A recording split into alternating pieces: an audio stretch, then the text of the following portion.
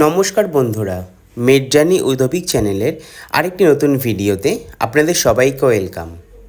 আজকে আমরা এই ভিডিওতে আলোচনা করব র্যানট্যাক সিরাপটি নিয়ে।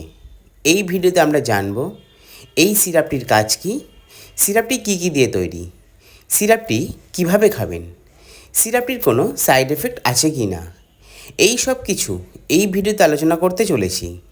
তাই ভিডিওটি প্রথম থেকে শেষ পর্যন্ত দেখতে থাকুন। আর ভিডিও যদি আপনাদের ভালো লেগে থাকে তাহলে ভিডিওটিতে একটি লাইক করবেন ও এই রকম নানান ধরনের মেডিসিন সম্বন্ধে জানতে গেলে চ্যানেলটিকে সাবস্ক্রাইব করে পাশে থাকা বেল আইকনটি প্রেস করবেন। আর আপনারা যদি কোনো মেডিসিন সম্বন্ধে জানতে চান তাহলে কমেন্টে গিয়ে অবশ্যই জানাবেন। তাহলে শুরু করা যাক। র্যানট্যাক হলো ব্র্যান্ড নেম আর এর কম্পোজিশন হলো রেনিটিডাইন।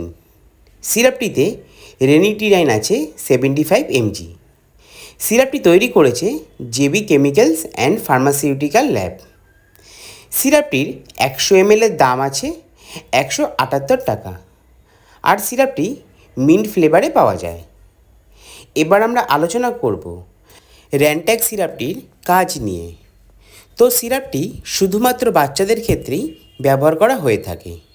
সিরাপটি বাচ্চাদের গ্যাস, অম্বল, বুক জ্বালা এইসব যদি সমস্যা হলে তখন এই সিরাপটি ব্যবহার করা হয়ে থাকে।